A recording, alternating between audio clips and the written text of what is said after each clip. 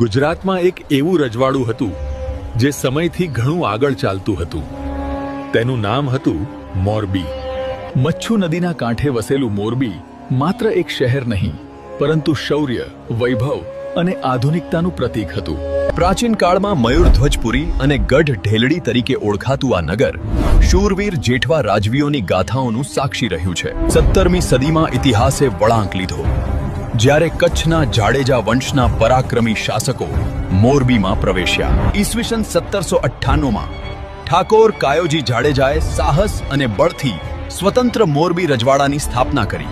આ સાથે મોરબીના ઇતિહાસમાં શરૂ થયો એક નવો અધ્યાય, જ્યાં શાસન સાથે શૌર્ય પણ જોડાયેલું હતું.